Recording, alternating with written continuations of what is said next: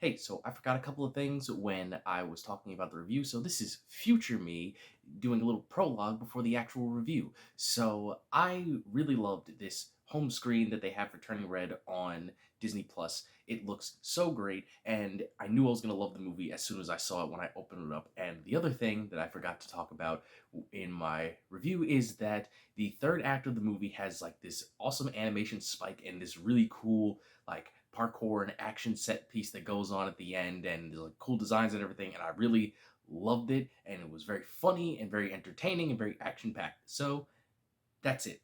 That is everything. Enjoy past me giving you the rest of this review. Peace. Flashback. What is up, everyone? Today I'm here to talk about the new Disney Pixar animated film Turning Red, which is streaming currently on Disney Plus, and it's available right now if you want to check it out for yourself. Personally, I wish I could have seen it in theaters because it is delightfully charming. I love this movie from beginning to end. It has such a strong start, in my opinion, and throughout the whole film, I was severely entertained. Every character has their own distinct look and personality, whether you like them or not. The character designs for the creatures and everything look cool, which I guess I should tell you about the plot so everything I'm saying makes sense, right?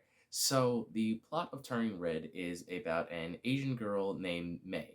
She is the daughter of a very strict mother who raises her to be perfect in every way, perfect grades, perfect attitude, everything's perfect, perfect, perfect. The way she dresses, everything. It's got to be perfect.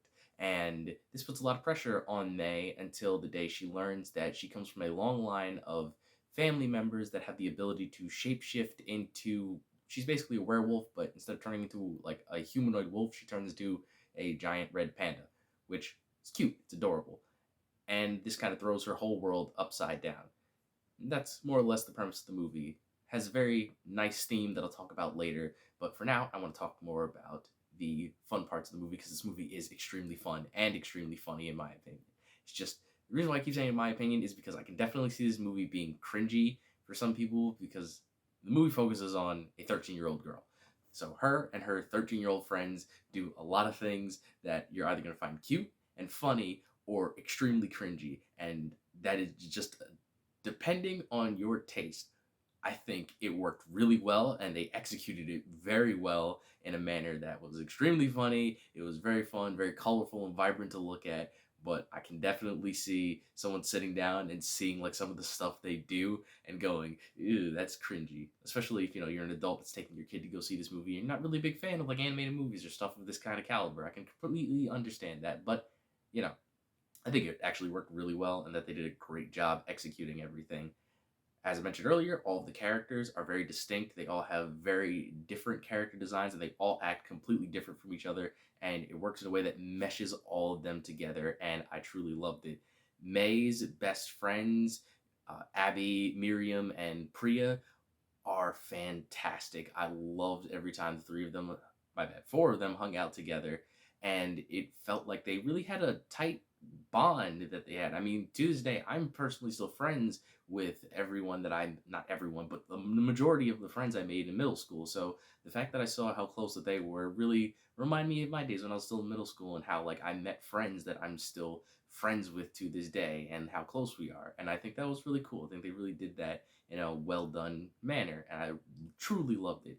Priya is definitely my favorite character of this movie. She is just a delight. Her dry attitude towards everything is just, it's so good. It just makes every scene she's in extremely funny. She's just the punchline of so many jokes, and I love it to death. It's great. She's an awesome character. I am glad you made this character. Now, more characters in the movie are like May's mother. May's mother is like the epitome of a Karen, but if she was Asian. But, she's still very likable, despite her Karen natures that are throughout the movie. You'll see what I mean when I see it, and just, it is what it is, but at the end of the day, I still ended up loving her character. She just, like I said, the Karenisms, those could tone down a bit, but hey, everybody's got their quirks, and they gotta get over those. Now, something that was unexpected for me is the soundtrack in this movie. This movie has such really good music. It's like a blend of 2000s pop and hip hop and Asian music. Like it's mixed together in this really nice way. And I'm just like, yo, hold on a second. Like, I remember I was sitting there the earlier parts of the movie, sitting there, I just started bobbing my head, and I'm like, wait a minute, why is this music slapping right now? They're just sweeping the temple. What's going on here? Why is music going so hard? But hey, I will never fault something for having good music. If you put good music in something, even if I'm bored out of my mind, at least I can enjoy what I'm listening to. So that is something that you can at least look forward to, is the good music. The animation, I was kind of iffy on the animation. I mean, Pixar and Disney tend to make great animation with everything that they do, but I don't know. Something about Turning Red, it's I think it's the style of it. It's good looking, but I don't know. It felt weird because I feel like it was like in this weird blend between 2D and 3D, and it didn't mesh as well like Into the Spider-Verse. Like Into the Spider-Verse has this 2D, 3D cell shaded look thing going on because it's mirroring a comic book page. And the same thing goes for like wow, I can't believe Mitchell's versus the Machines. I almost forgot the name of that phenomenal movie. Yeah, it has something like that. That works really well, but this felt like it was leaning too far on the 3D side than it was the 2D side. So it wasn't perfectly in the middle to mesh it very well. But it still worked out, especially towards the end. It feels like they really put a lot of work into the final animation sequences of the movie, and I truly did love that. Now, something I did mention I wanted to talk about earlier are the themes of Turning Red, which the main theme of Turning Red is something that I'm very surprised and very happy that they've done, because it's twice that they've done it within not the same year, but within a few months of each other. So Encanto and Turning Red both have more or less the same thematic point, I guess is what I could say, is that the main core, there we go, the main core and themes of the movie have to deal with not meeting your family's expectations, which I think is something that a lot of kids can relate to if they feel like they're being stressed. You know, they'll be able to communicate it with their parents, and a lot of adults or people my age that feel like they're not meeting the expectations of their, you know, family members, relatives, friends, whatever, they can understand that, and, you know, maybe it'll help them through what they're going through, because it's just like May feels like she has to be perfect, and that puts a lot of stress on her because obviously no one can be perfect. And in Encanto, spoilers if you have not seen Encanto, the main character Mirabelle is the opposite. Her family expects absolutely nothing from her because they don't view her as special. So they both kind of have to find their place and become the person that they want to be over the course of their respective films. And I think it works really well in both of them because they're kind of on opposite ends of the spectrum. Mirabelle is considered not special by her family, and she, you know, forges her own path and proves who she is. And then you have May, who is considered perfect by her family and fits everything that they want her to do, but then she wants to stray from that path and figure out who she wants to be.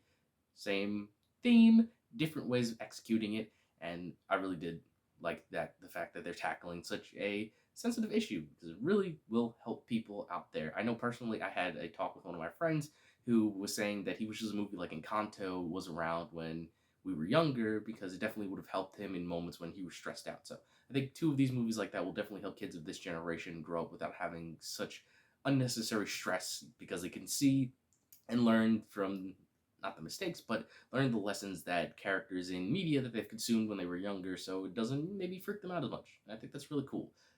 Uh, Honestly, I think that's really all I have to say about this movie. It's really good. I definitely recommend checking it out. Like I said, it's on Disney Plus. It's very easy to access, so give it a watch. I just wish I could have seen it in theaters because I wasn't expecting to love this movie as much as I did. I definitely don't have a problem rewatching this if I ever sit down and rewatch it. Maybe I'll rewatch it soon. I don't know. It was very fun. I really did like the movie a lot. So I think that about wraps up this review for Turning Red. Uh, as always, I put the link in the description, but I always forget all the time to mention that my good friend CuriTuber makes all my thumbnails. The link to his Twitch channel is in the description if you want to check him out. And that will 100% officially wrap up this video. So I am the innocent villain. Remember, folks, you are innocent until proven villainous, and I will always catch you in the next review.